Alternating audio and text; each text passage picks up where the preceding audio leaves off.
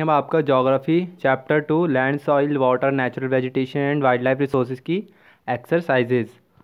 तो आपका क्वेश्चन 1 है, answer the following questions. First है आपका, which are the two main climatic factor responsible for soil formation. आपको बताने के टू जो मेन क्लाइमेटिक फैक्टर कौन से हैं जो कि सॉइल फॉर्मेशन में इंपॉर्टेंट रोल प्ले करते हैं। तो temperature and rainfall are the two main climatic factor responsible for soil formation. तो आपका सॉइल फॉर्मेशन के लिए कौन कौन से ज़्यादा फैक्टर जरूरी है, आपका टेम्परेचर एंड रेनफॉल। नेक्स्ट है आपका second, write any two reason for land degradation today. ठीक है, जो आपकी मिट्टी ख़राब हो रही है तो उसका आपको टू रीजन्स लिखने हैं। तो deforestation and increasing use of chemical pesticides and fertilizers in agriculture land are two factor responsible for land degradation. ठीक है, तो आपका डिफॉरेस्टेशन जो आप पेड़ काटते हैं और जो केमिकल यूज़ हो रहा है, केमिकल फर्टिलाइज़र का यूज़ हो रहा है, पेस्टिसाइड का एग्रीकल्चर में, तो इससे क्या हो रही है, लैंड जो है वो ख़राब हो रही है धीरे धीरे। तो नेक्स्ट है आपका third, why is land considered an important resource. ठीक है, आपकी जो लैंड है उसको इम्पोर्टेंट रिसोर्स क्यों कहा गया है। So answer third, land provides habitation to a wide variety of plants and animals. It is also being used by human being for agriculture, mining, forest resources and building houses and roads. That is why it is considered as an important resource. ठीक है, तो land क्या provide करती है, हम habitation. ठीक है, हम लैंड पे ही क्या करते हैं, अपना घर बनाते हैं और वहीं पे हम रहते हैं।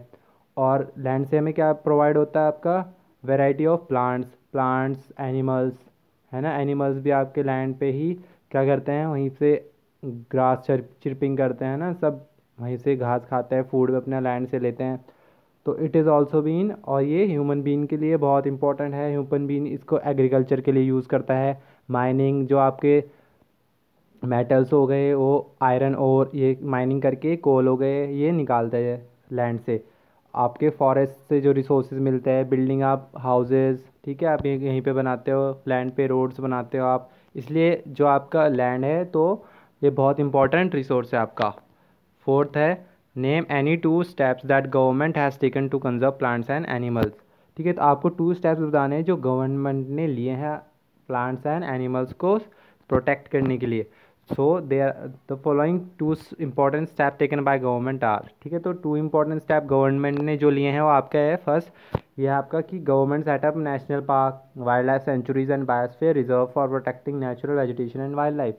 गवर्नमेंट जो है उन्होंने क्या सेटअप किया, आपका नेशनल पार्क ओपन किए हैं, वाइल्ड लाइफ सेंचुरी बनाई है, मतलब वातावरण बनाया है एनिमल्स के लिए, उनका एज अ नेचुरल हैबिटेट उन्होंने बनाया है, बायोस्फीयर रिजर्व बनाया है ताकि वो वहाँ पर प्रोटेक्ट रह सकें और नेचुरल वेजिटेशन भी वहाँ पर प्रोटेक्टेड रह सकें।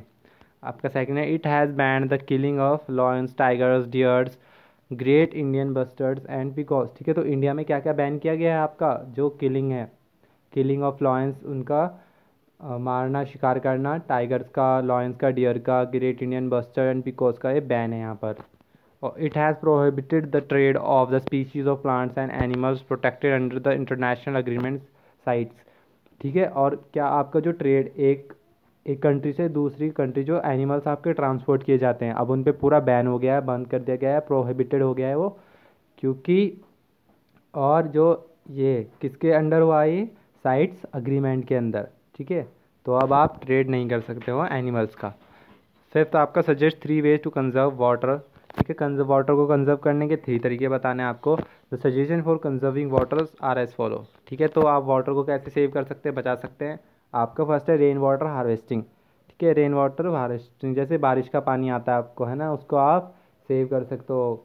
जैसे आप छत पे क्या कर सकते हो, पानी है, पानी इकट्ठा होता है छत पे, तो वहाँ से आप पाइप लगा के नीचे एक टैब में क्या कर सकते हो, इकट्ठा कर सकते हो, है ना। डिफरेंट वेज होते हैं आपके वाटर हार्वेस्टिंग के।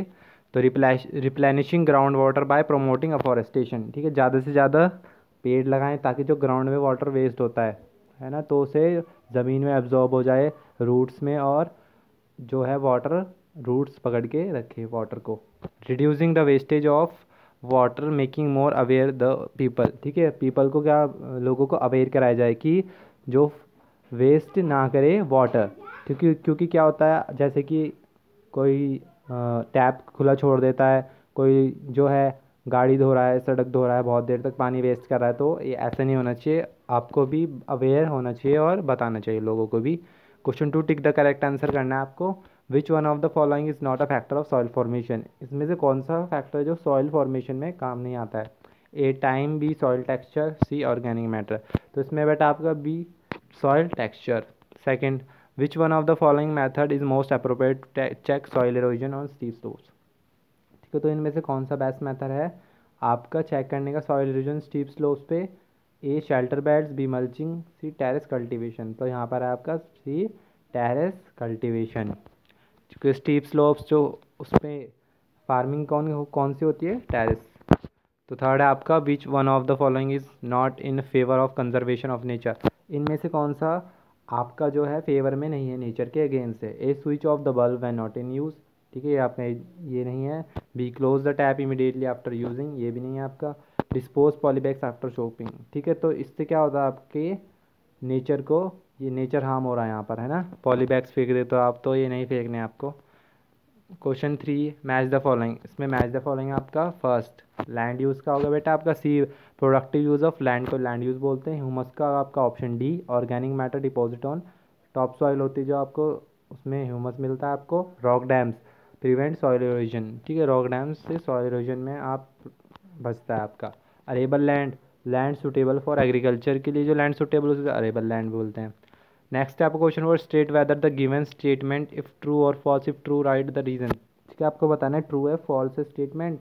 अगर ट्रू है तो आपको रीज़न देना है, या फिर फॉल्स है उसका भी रीज़न देना है। तो फर्स्ट आपका Ganga Brahmaputra plain of India is an over polluted region. ठीक है, जो गंगा ब्रह्मपुत्रा प्लेन रीजन है इंडिया का, और ये क्या है, बहुत सारे यहाँ पर लोग रहते हैं, पॉपुलेशन है, तो आपको बताना है आंसर आपका ट्रू।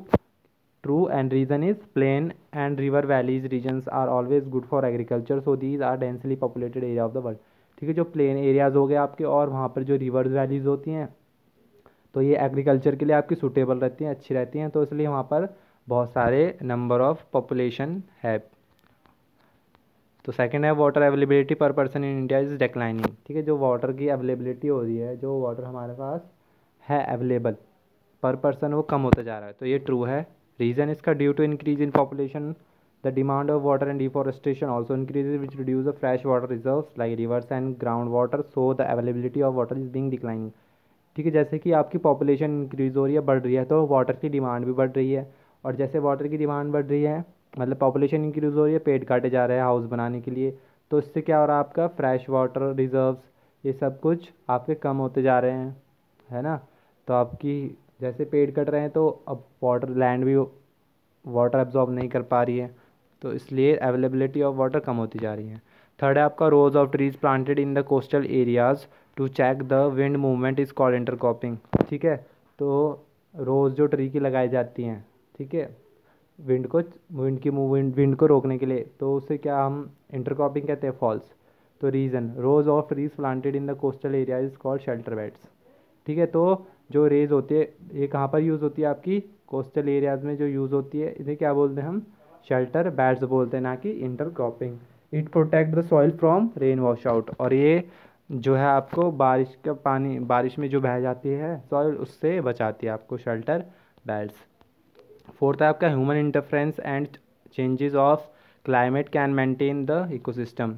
ठीक है, ह्यूमन इंटरफेरेंस जो ह्यूमन का इंटरफेयर है और चेंज है क्लाइमेट में, तो ये इको सिस्टम को मेंटेन करेगा, बचाएगा, तो ये फॉल्स है। Reason the human interference and changes of climate affect adversely the balance of the ecosystem. ठीक है, जो ह्यूमन इंटरफेयर कर रहा है, इंटरफेरेंस है इन्वायरमेंट में, तो चेंज ऑफ क्लाइमेट में क्या, तो ये बैलेंस इकोसिस्टम में नहीं मेंटेन कर रहा है।